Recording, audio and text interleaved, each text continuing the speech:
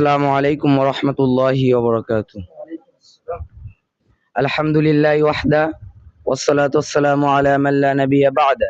আলহামদুলিল্লাহ, সংক্ষিপ্ত হামদ ও সালাতের পর বাংলাদেশের অন্যতম শিক্ষা প্রতিষ্ঠান আল জামিয়া আর রশিদিয়া আল ইসলামিয়া কর্তৃক আয়োজিত আজকের এই ইসলাহুল বায়ানের সম্মানিত বিচারক মণ্ডলী এবং সামনে উপবিষ্ট দূর দূরান্ত এলাকা থেকে আগত ছাত্র ভাই ও বোনেরা, সকলকে আন্তরিক অভিনন্দন ও মোবারকবাদ জানিয়ে আমি আমার আলোচনা শুরু করতে যাচ্ছি।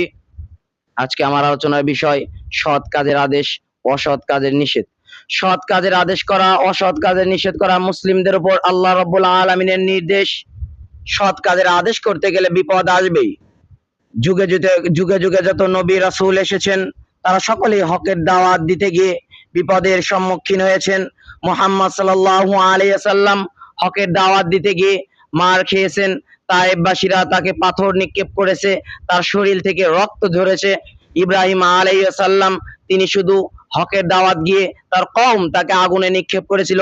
পৃথিবীতে যত আলেম ওলামা, যত বড় ইমাম মুহাদ্দিস এসেছে, তারা সকলেই সৎ কাজের আদেশ করতে গিয়ে অসৎ কাজের নিষেধ করতে গিয়ে হকের দাওয়াত দিতে গিয়ে জুলুমের শিকার হয়েছে। এজন্য আমাদেরকে হকের দাওয়াত দিতে হবে। আল্লাহ সুবহানাহু ওয়া তাআলা বলেন, ওয়ালতাকুম মিনকুম উম্মাতিন ইয়াদউনা ইলাল খায়র। ও মানুষ, তোমাদের মধ্যে এমন একটা দল থাকতে হবে যারা মানুষকে কল্যাণের দিকে ডাকবে। ওয়ায়ামুরুনা বিল মা'রুফ, সৎ কাজের আদেশ করবে। ওয়ায়ানহাউনা আনিল মুনকার, অসৎ কাজে নিষেধ করবে। উলাইকা হুমুল মুফলিহুন, তারাই হবে সফলকাম। সূরা আলে ইমরানের 154 আয়াত। লোকমান হাকিম তার ছেলেকে উপদেশ দিতে বলেন, ইয়া বুনাইয়া, হে বৎস, আকিমিস সালাহ, নামাজ কায়েম করো। ওয়ামুর বিল মা'রুফ, সৎ কাজের আদেশ করো। ওয়ানহা আনিল মুনকার, অসৎ কাজের নিষেধ করো। সূরা লোকমান এর 17 নং আয়াত। উপরোক্ত দুটি আয়াত থেকে আমরা বুঝতে পারলাম যে আমাদেরকে সৎ কাজের আদেশ করতে হবে, অসৎ কাজ থেকে নিষেধ করতে হবে। কারণ আল্লাহ সুবহানাহু ওয়া তাআলা বলেছেন, ও মানুষ, তোমরা মানুষকে কল্যাণের দিকে ডাকো, সৎ কাজের আদেশ করো, অসৎ কাজের নিষেধ করো। সম্মানিত উপস্থিতি, আজকের সমাজে যদি সৎ কাজের আদেশ থাকতো, অসৎ কাজের নিষেধ থাকতো, তাহলে আজকের সমাজ, আজকের দেশ, আজকের রাষ্ট্র ধ্বংসের চূড়ান্ত সীমায় গিয়ে পৌঁছাতো না। আজকের সমাজ, আজকের রাষ্ট্রের মানুষ এত জুলুম নির্যাতন সহ্য করতে হতো না। আজকের সমাজের মানুষের 10 টাকা দামের পণ্য 20 টাকায় কিনে খেতে হতো না। যদি আজকের সমাজে সৎ কাজের আদেশ থাকতো, যদি আজকের মানুষ জালেম শাসকের নিকট গিয়ে সৎ কাজের আদেশ করত, অসৎ কাজ থেকে দূরে থাকার নিষেধ করত, তাহলে আজকে দেশ পরিচালনা হতো। রাসূল সাল্লাল্লাহু আলাইহি সাল্লাম যেভাবে দেশ পরিচালনা করেছেন, উমর রাদিয়াল্লাহু আনহু যেভাবে পরিচালনা করেছেন, আবু বকর রাদিয়াল্লাহু আনহু যেভাবে দেশ পরিচালনা করেছেন, সেভাবে পরিচালনা হতো। যদি আজকের দেশে জালেম সমাজের কাছে সৎ কাজের আদেশ, অসৎ কাজের নিষেধ করত। রাসূল সাল্লাল্লাহু আলাইহি ওয়াসাল্লাম বলেন, আন জাবির রাদিয়াল্লাহু আনহু আনিন নবী সাল্লাল্লাহু আলাইহি ওয়াসাল্লাম ক্বালা, জাবির রাদিয়াল্লাহু আনহু হতে বর্ণিত, তিনি বলেন, নবী করিম সাল্লাল্লাহু আলাইহি ওয়াসাল্লাম বলেছেন, সাইয়্যিদুশ শুহাদাই হামজা ইবনে আব্দুল মুত্তালিব, শহীদদের সর্দার হচ্ছেন হামজা ইবনে আব্দুল মুত্তালিব। ওয়া রাজুলুন কামা ইলা ইমামিন জাইরিন, এবং ওই ব্যক্তিও শহীদদের সর্দার যে জালেম শাসকের নিকট গেল। আমারাহু, তাকে সৎ কাজের আদেশ করলো। ওয়া নাহাহু, অসৎ কাজের নিষেধ করলো। ফাকাতালাহু, অতঃপর সে তাকে হত্যা করলো। সিলসিলা সহিহা হাদিস নাম্বার 374।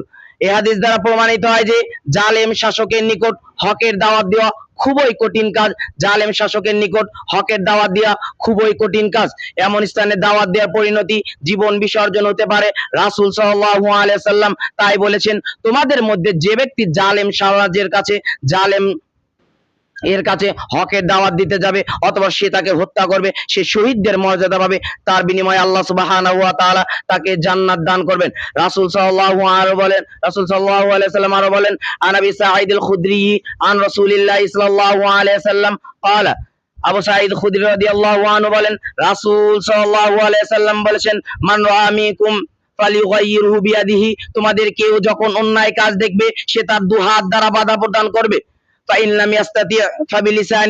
অথবা যদি সে তার সক্ষম না হয়, সে তার মুখ দ্বারা বাধা প্রদান করবে। সেটাও যদি সে সক্ষম না হয় ফাবি কলবিহি, সে তার জিহ্বা দ্বারা বাধা প্রদান করবে। ওয়াযালিকা আযয়াফুল ঈমান, আর এটা হচ্ছে ঈমানের সবচেয়ে দুর্বল অংশ। মিশকাত হাদিস নাম্বার 5137। এই হাদিস থেকে আমরা বুঝতে পারলাম যে রাসূল সাল্লাল্লাহু আলাইহি সাল্লাম বলেছেন, ও মানুষ, যখন তুমি কোনো অন্যায় কাজ দেখবে, যখন তুমি খারাপ কাজ দেখবে, তখন তুমি তোমার দু হাত দ্বারা বাধা প্রদান করবে। এতে যদি তুমি সক্ষম না হয়, তুমি তোমার জিহ্বা দ্বারা বাধা প্রদান করবে, তোমার মুখ দ্বারা তাকে বলবে ভাই এই কাজটি করা যাবে না, এটা অসৎ কাজ, এ থেকে তুমি দূরে থাকো। এতেও যদি তুমি সক্ষম না হয়, তুমি তোমার অন্তর দ্বারা বাধা প্রদান, তুমি অন্তর দ্বারা ঘৃণা করবে, না না এটা তো খারাপ কাজ, আপনি আপনার অন্তর দ্বারা ঘৃণা করবেন। অতএব আসুন আমরা যেন সকলেই সৎ কাজের আদেশ করতে পারি, অসৎ কাজে নিষেধ করতে পারি। আল্লাহ সুবহানাহু ওয়া তাআলা আমাদেরকে সেই তৌফিক দান করুন। সকলে বলে আল্লাহুম্মা আমিন। এ বলে আমার সংক্ষিপ্ত আলোচনা এখানে শেষ করছি। ওয়া মা আলাইনা ইল্লাল বালাগ। আসসালামু আলাইকুম ওয়া রাহমাতুল্লাহ।